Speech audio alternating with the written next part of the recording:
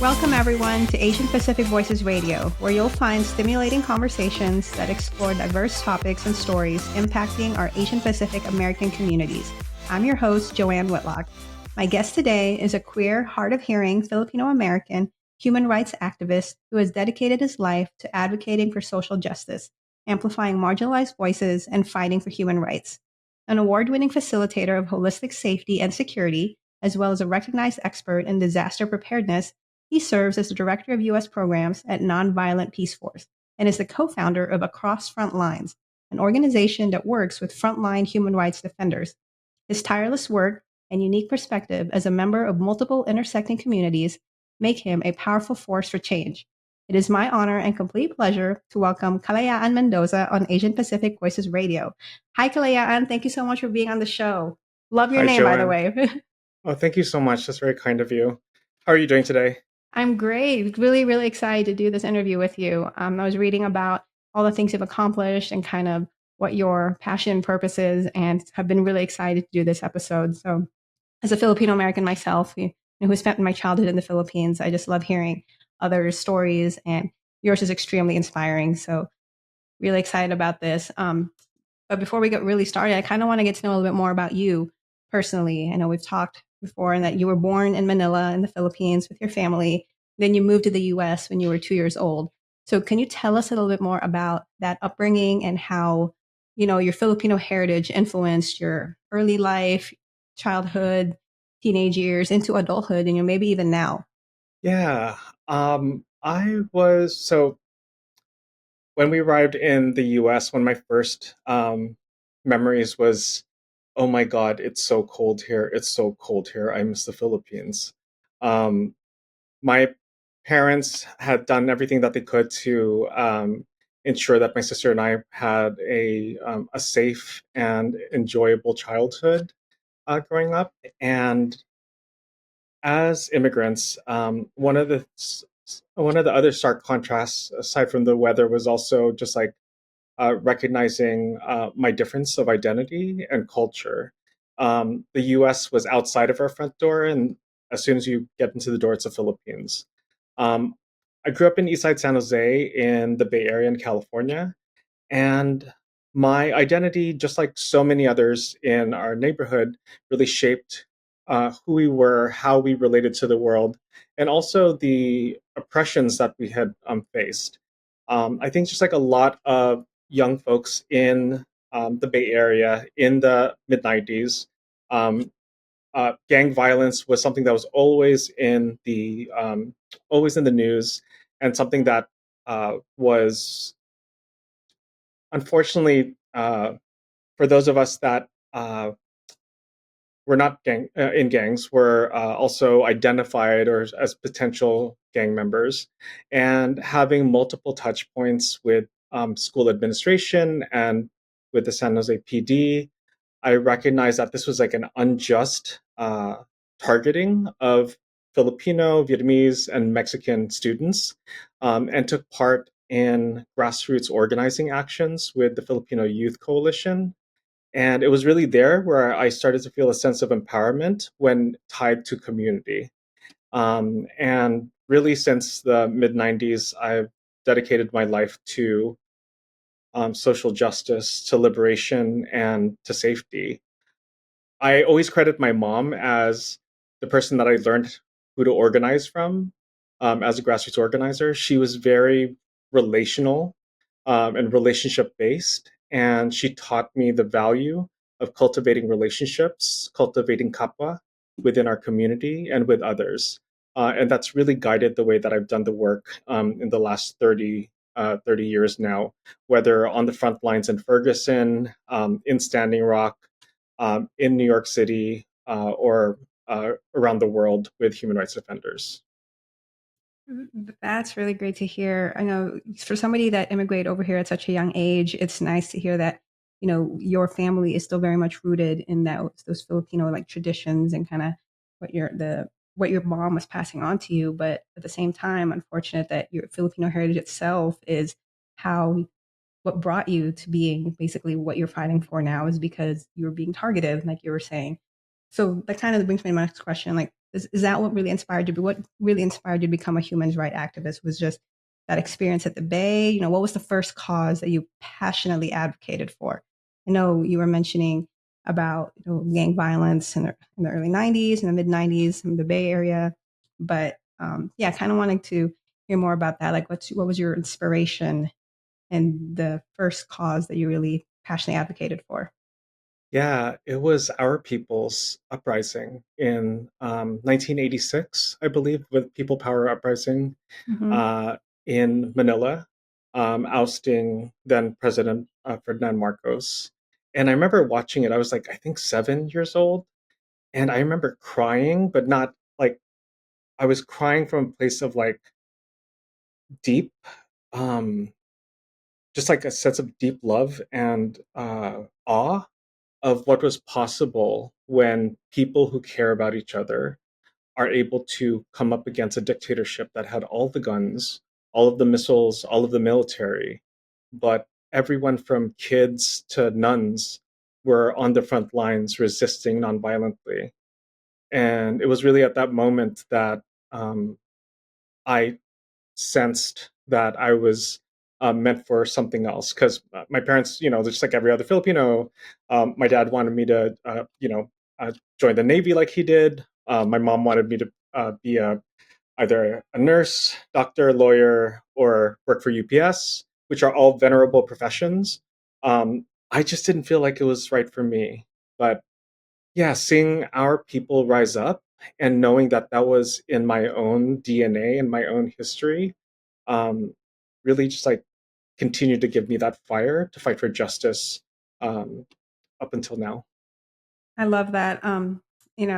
Filipino Americans, kind of what you were just saying, like those stereotypical jobs and positions. It's almost a joke to know that Filipinos are going to be nurses or doctors. I like you. I definitely did not feel that sense of the same calling of going down those typical things. I mean, I'm in the military now, as in the Air Force. So, and my brother and sister also steered away from that path. So it's interesting to hear that even at a young age, you knew that you had a higher calling outside of, kind of the typical expectation of you. And at such a young age, knowing that people's power and it's a revolution and all that was going on in the Philippines back then had such a strong effect on you. I mean, so many people don't even know that history about the Philippines. So Yeah, thank you for shining light on that. of course. Um, Thank you.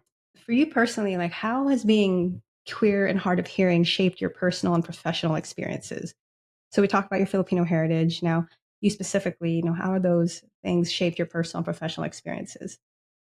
Yeah, I think all of my identities both intersect and intertwine at different points in how I relate to the world.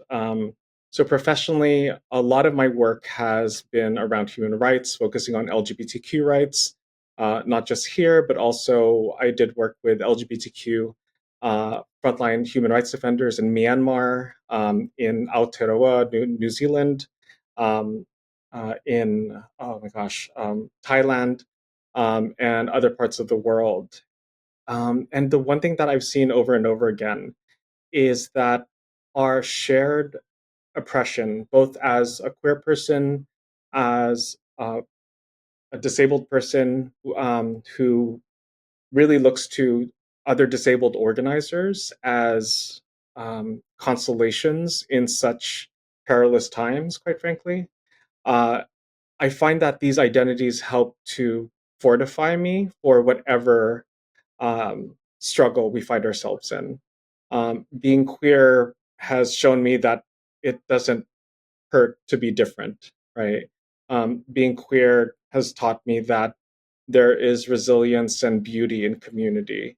And being deaf, or soon to be deaf, but hard of hearing, has really been it has shown me that the need for accessibility is not it shouldn't be just seen as an accommodation but as a human right.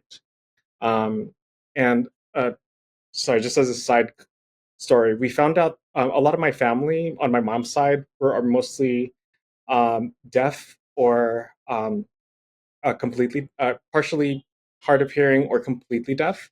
And we had Northwestern do a study on our family. We found out it was because of uh, the um, antibiotics that were introduced during World War II to Oh my my goodness. grandma's village at the time by the U.S. military, it's so it was very complicated because like I come from a pretty much largely military family, and when we learned about this, it was a shock to us, and it's something that's passed down by the women in our family to their kids. So all of these things are to say that what some folks might identify as like a marginalized or a minoritized identity has always been a source of strength and guidance for me. I have never heard of that. I've just made like a mental note to jot that down to look that up. I've never even heard of that. And how were they able to say like how many generations that this can get passed on to, or is it? They I feel don't like at know. We some know point it would fade out, right?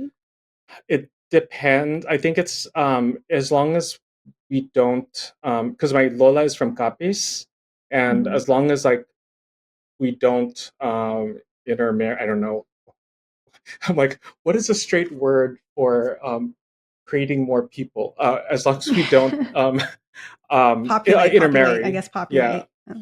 Um, with folks from the village, it shouldn't be a problem. But I mean, I who knows, right? And like, it's the thing that's aggravating, not aggravating, but like we could have taken legal action, but my Lola didn't want to because she's like, look, we're in the US and we're lucky to be here.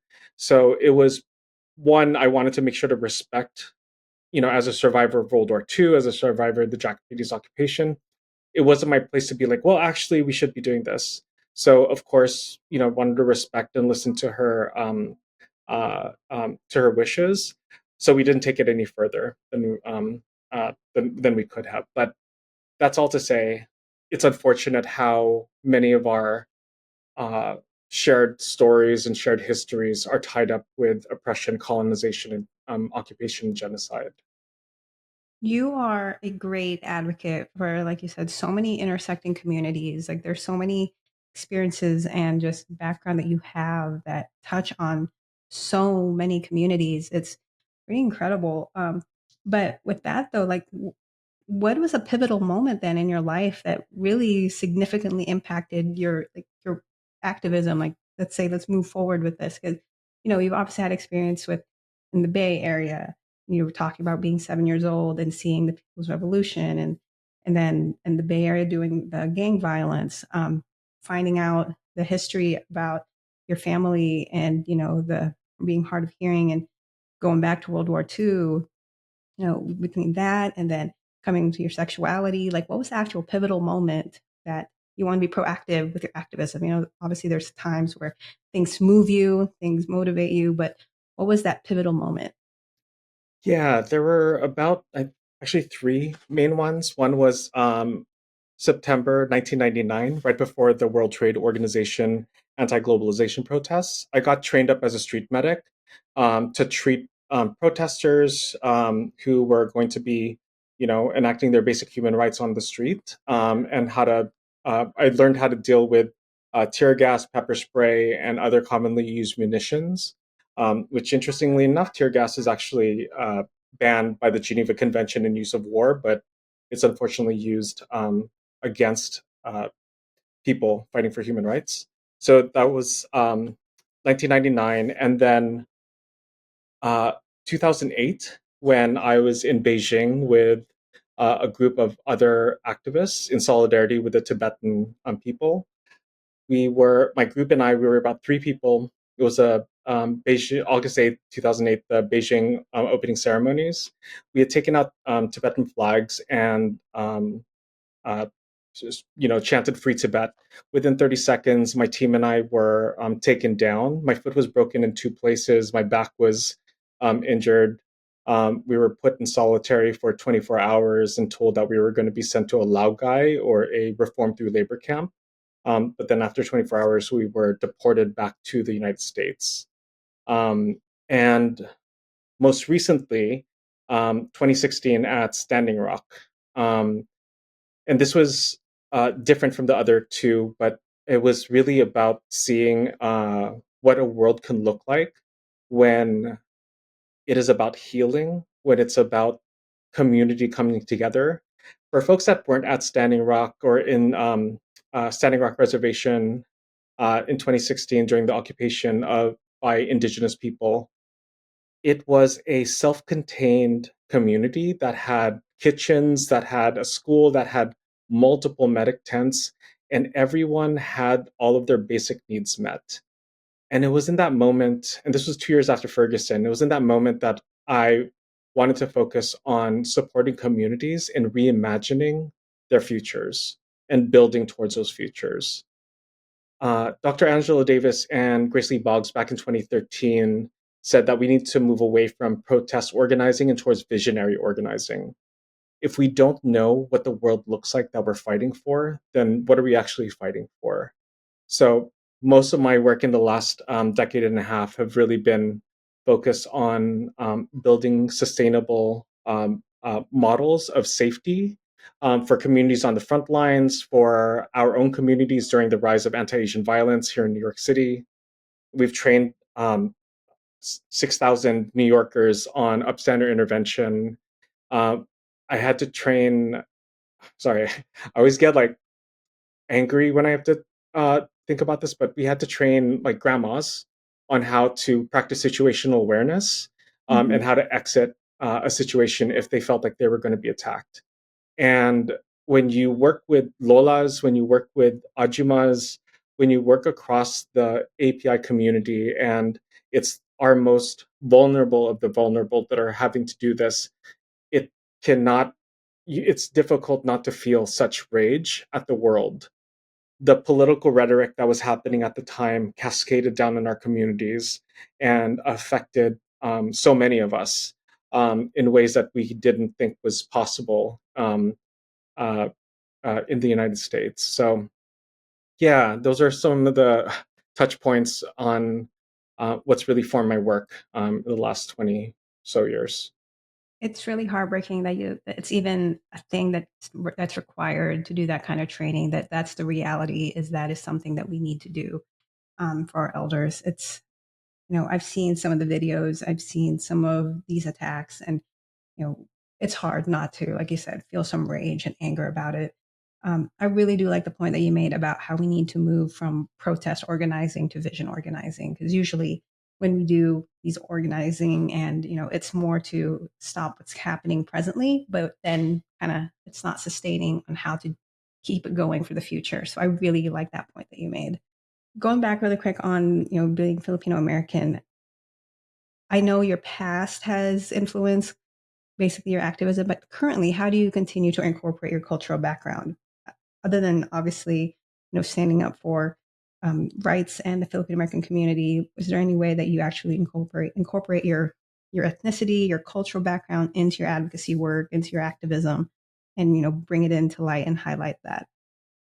Yeah, with a lot of communities that may not have worked with the Filipino community in the past, they're always like, wow, you look so good. And I was like, that's because I'm Filipino. And then communities are like, wow, no, just kidding, sorry. Um, uh, one thing that I talk about in the work that we do around holistic safety and security and unarmed civilian protection is the fact that a lot of what we employ is what I call ancestral technologies. And these are the instinctual actions that we take to keep ourselves and others safe.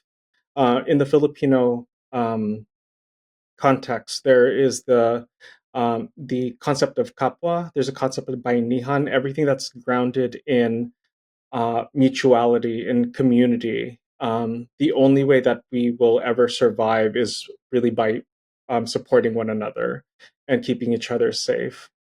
Obviously, there's all of the fun kind of like parts of being Filipino, but also kind of like that deep ancestral knowledge is what informs and guides my work. And learning from Filipinos in diaspora, but also back home, it's just healing to feel like a sense not just of pride, but of deep reverence and respect for where we came from. It is amazing how like the Phil Am community is so tight wherever you go. Prior to moving here to California, I used to live in South Carolina, the deep South. And I wasn't expecting to really see a community there, but the Phil Am community, the church, the parties, the events, the dancing, like there's a huge community there that I didn't wasn't even aware about. Like somehow we all gravitate and find each other. So it's so true. And, I know being a rights activist is not an easy task. You've talked about being arrested, injuries that you've sustained, all these adversities that you've had to deal with. And, fighting for justice takes a level of strength that, not everybody really has to keep pushing forward. So what are some challenges that you specifically, other than what you've already kind of describe, but that you've faced as queer, hard of hearing, Filipino American in the activist community, and how do you personally overcome those and you know and push forward? Yeah, that's a great question. My generation would not have talked about this. I'm almost 50. And You look we don't amazing. talk about, it's an Asian glow, right? Uh, Mental health. Um, there's so many of us that have done the work, that have been, we have PTSD, we had CPTSD, and I remember there was a time when in the activist community, you just kind of like, gun through it. You just try to survive. Now, thankfully, there is an entire generation that is talking about mental health awareness, and having access to culturally competent and responsible types of mental health. So I decided to take care of myself just as much as I was taking care of the community and um, in the movement. For me, it was about choosing to want to live and want to see the future that I'm helping to build and fight for. Uh, I want to remind folks that not no one should have to be an activist, right? No one should have to be a frontline responder. Unfortunately, that's the world we live in, and I want folks to rather than be like, oh, do I need to be out in the streets with a sign? No, start a mutual aid group in your neighborhood. Reach out to the elders that are in your neighborhood that may not have, either enough access to food or just like access to human interaction. I think we're at a place where activism needs to look like something joyous, something that is grounded in more intense love for the people than hate for the systems of oppression. Because I feel like we're at a not just a precipice, but also like at a decision point, as a species, as climate change continues to get worse. How do we continue to keep each other safe in these times? Because the one thing that I always talk about, unfortunately, is that no one is coming to save us. So, how do we practice deep care and love for one another and build right relationship across communities to keep one another safe, whether it's from the ravages of climate change, whether it is from hate violence, or whether it is violence from the state? I really like your perspective on, advocacy and fighting because of love for others as opposed to hatred towards others. Because I think when your intentions are for the positives as opposed to obviously the negative aspect of things, then that's when it's stronger. So I really like that perspective. And self-care, I that's something I will definitely beat into people is self-care is so important. So I'm glad you definitely touched on mental health. I always tell people that how can you pour into others if you yourself are empty? Like your cup needs to be full too, so you can properly pour into others. So I love that you've highlighted that because that's not. I feel like it's definitely getting better. This generation is so much better in accepting mental health and taking care of it as well. So it's just as important. We've heard about some of the challenges that you've experienced. So now I kind of want to get on the other end of things. Like, can you highlight some of the most rewarding projects or campaigns that you've been involved in? Oh yeah, I I know mean there's so that many, I'm sure. there literally is. I was thinking about this the other day about just like the scope of community members from Tibetan refugees in India, to Maori organizers in Aotearoa, to folks all across the United States, being able to deeply connect with another human being is such a powerful thing, and I think that's what we are quite literally wired to do. And that's what I always try to cultivate in the work that I do, is having deeper connections that are grounded in solidarity, community, and care. But yeah, I mean, like, I was so lucky to have been embraced by the Tibetan community in the late 90s and early 2000s when we were released from detention in Beijing. They were like, there was a ton of community members that came out to JFK. And for folks that aren't from New York, going from New York proper to JFK Airport is a hassle. So that was like a sign of love.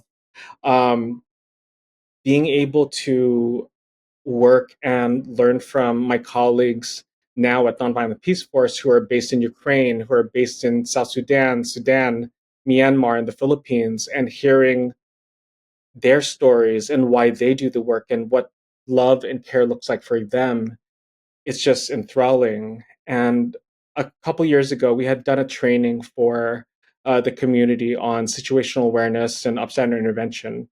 And there was a younger Asian woman with a elder Asian woman with her, and she introduced herself to me, and she said, "I just want to let you know that my mom wanted me to tell you that this is the first time in years that she felt safe enough to leave the house." And it wasn't just because of the training itself; it was because she saw so many non-Asians that were there, from Caribbean uncles to um, uh, white queer um, femme folks that were there. That's one thing about this work, is that when we recognize our shared humanity, that's what we could really harness as a sustainable source of energy, because this is extremely draining work, and a lot of people burn out after months. Quite honestly, if we don't find those moments of joy, those moments of connection, we're not we can't last in this. Yeah, I can't even imagine. Like I said earlier, like I can't imagine the strife and the adversity you have to face and the the motivation you have to keep going after experiencing, all the adversities in this line of work. And I'm sure hearing that from, an elderly lady, hearing the words that she's never been more comfortable, that's got to be more rewarding than, any award or recognition on your end. So that's really Yeah. cool to hear. So we're kind of having to wrap up here now. Time's kind of up, but I do want to hear some fun facts about you though before we wrap up the episode. Mhm. Now, what is a fun fact about you that most people might not know or would be surprised to know? You've told us I'm a so much about yourself, so oh yeah. Well, one, I love to cook. Cooking's how I decompress. And two, I'm a huge nerd, so I know how to speak like Klingon, High Valyrian, Navi from Avatar. I just that's love awesome. nerdy stuff. And I yeah. I, I I know I come off as intense to some folks that may not know me, but I'm such a dork that my friends know that when I start nerding out on things, they're like, "That's how Kala is."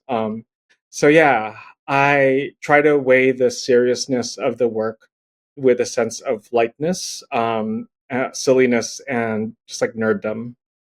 I literally tried to learn some Dothraki at one point in time, so there is that. Oh, that's so awesome! I could not get Dothraki. It was too the glottal Like stops were too. Throdal, like it's very Yeah, like yeah. yeah. No, I'm a That's big so fan. awesome. So House of Dragons, let's go. Um, Oh yes. and finally, if you could choose one superpower, let's say you have one superhero power to help you in your activism to make this work easier for you, what would it be? To be able to shape reality. I was like, Just I'll kind of cheat. shift.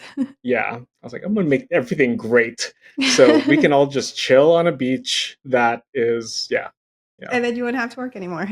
Everything's exactly. great. Oh, I can't wait for that day. That's so awesome. Thank you so much, Kalaya'an.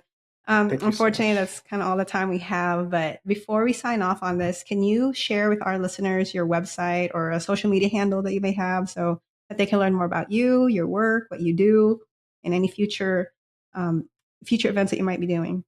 Yeah, most definitely. Folks can check out my work on my Instagram. It's at Kala Mendoza Mendoza, all one word, on Instagram.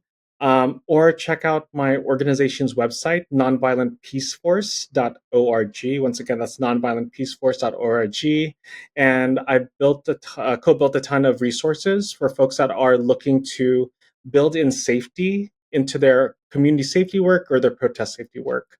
And yeah, I think those are the only things really. But I mean, this is more an invitation to the listeners, is to please take care of yourselves more intentionally, more lovingly, more fiercely than these systems of oppression hates us. Awesome. Thank you. Everyone, make sure you follow Kalaya'an online and see more of his work. I will definitely, as soon as we sign off, I am adding you. And thank you. Thank you again for joining me on today's show. You know, it's stories like yours that inspire the change in our community. And I'm glad we were able to highlight some of your work today. So Thank you as so much, always, Joanne. no, I appreciate it. Appreciate you. Thank you. As always, thank you to all you listeners out there for tuning in. Hope you enjoyed the show. If you have any suggestions for future guests or topics, just please make sure you let us know, and we would love to hear from you. Don't forget to subscribe to our program on your favorite podcast platform and follow us on Facebook, Twitter/X, Instagram, and our YouTube channel. Asian Pacific Voices Radio is produced by Asian Culture and Media Alliance, a nonprofit that empowers the Asian Pacific American communities with a voice through media arts. If you'd like to support our program, please visit AsianPacificVoicesRadio.com. Once again, I'm Joanne Whitlock. Please join us again next week for another exciting and thought-provoking Asian Pacific Voices Radio show. See y'all later.